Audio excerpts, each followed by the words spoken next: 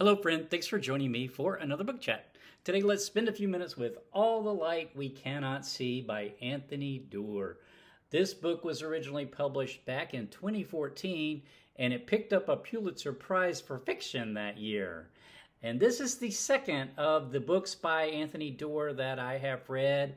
And I previously read and chatted Cloud Cuckoo Land, so I will link to that chat down in the details below.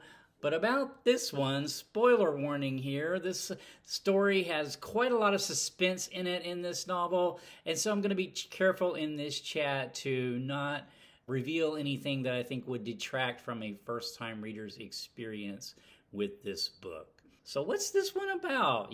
This is a story that involves basically the intertwining lives of two main characters experiencing World War II in very different ways, but yet they are linked. And that is the journey that we go on, is really discovering this link between these two main characters.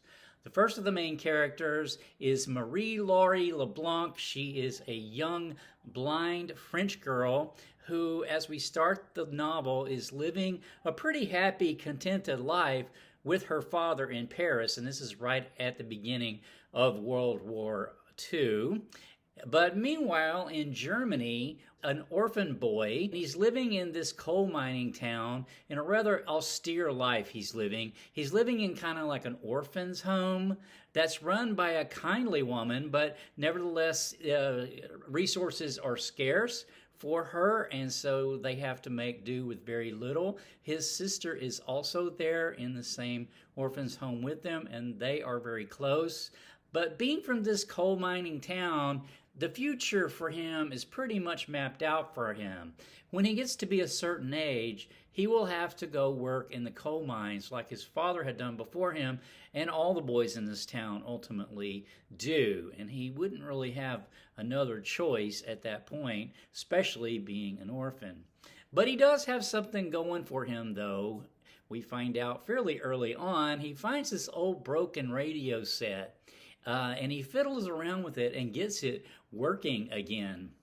This is actually a radio that can pick up radio from all over Europe. So in that way, he and a high-ranking Nazi officer eventually discovers he has a talent working for radios. So maybe he has a future other than the coal mines after all.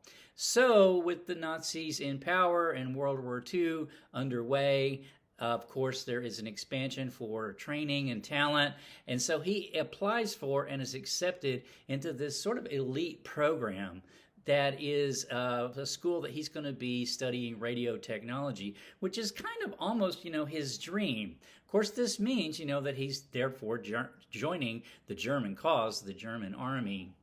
And meanwhile, back in France, though, Marie-Laure's father is working as a locksmith at the Natural History Museum there in Paris. And so as France falls to the Nazis and Paris is about to be occupied, she and her father decides they need to flee Paris, and they do so. These very priceless objects that are in the museum, some of them are sent to different locations to be in hiding. And there are also decoys. So we don't necessarily know if the one that her father gets possession of is a decoy or is actually the real thing, and it's this legendary jewel. So there's a lot of references to this museum and the natural history of like geology and things like that. She's also very interested in snails and like biology and things like that. So she's a very curious young girl.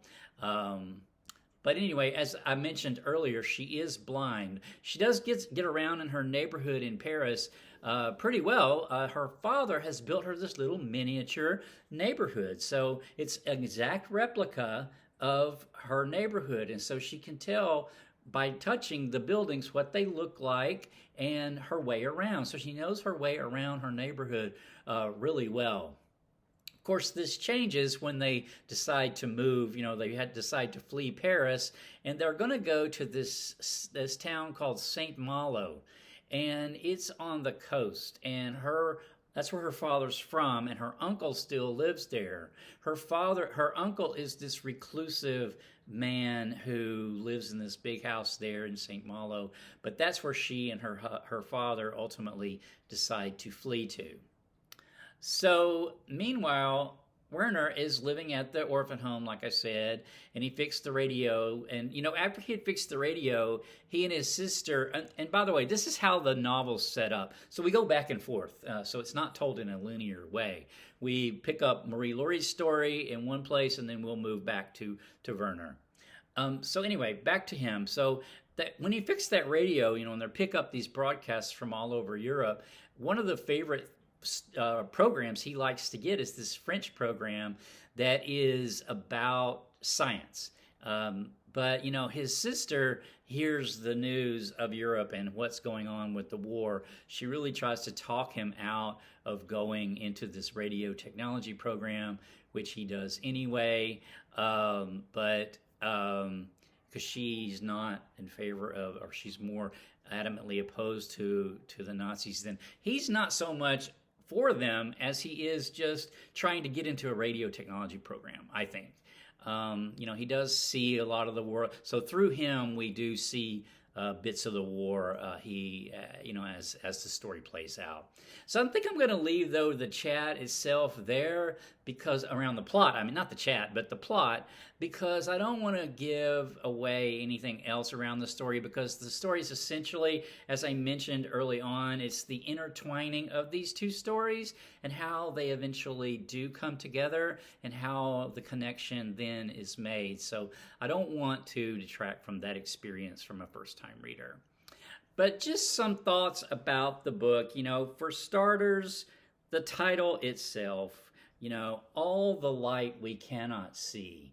So what does that mean exactly? In a literal sense, it's referring to the science broadcast that Werner and his sister hear, when they're younger on that radio, that really impacted his life and hers. It caused them to know there was a world outside of their small coal mining town and outside of their, immediate, orphaned status, that there was a different world out there that they could access through different ways. And one of them was through radio. And so there's some quotes, though, that refer to the light we cannot see. That's from this radio program that I just thought I would mention. The first one is, this by the way, this science program was geared towards children. So the person on the radio program, the man on the radio program says, "The brain is locked in total darkness, of course, children," says the voice. "It floats in a clear liquid inside the skull, never in the light. And yet the world it constructs in the mind is full of light. It brims with color and movement. So how, children, does the brain, which lives without a spark of light, build for us a world of light?" So isn't that cool? And then another time, the radio voice says, "What do we call visible light? We call it color. But the electromagnetic spectrum runs to zero in one direction and infinity in the other. So really, children, mathematically, all of light is invisible." So, the light we cannot see. And of course, Marie Laurie is blind, so she doesn't see light, external light. She only has the inner light. And that is, I think, really what the book is trying to show us, this sort of inner light, that the world around us is this huge place, and it's complicated, and there's many moving parts. There's a lot of cruelty in it. There's also a lot of love in it. But there's more to it than just ourselves and the immediate part of it that we are aware of. The light we cannot see is, within us, and it expands really into infinity. And I just thought that was so cool. So another idea that I took away from reading this book, though, was about Werner being a Nazi. His sister really tried to talk him out of it, like I mentioned.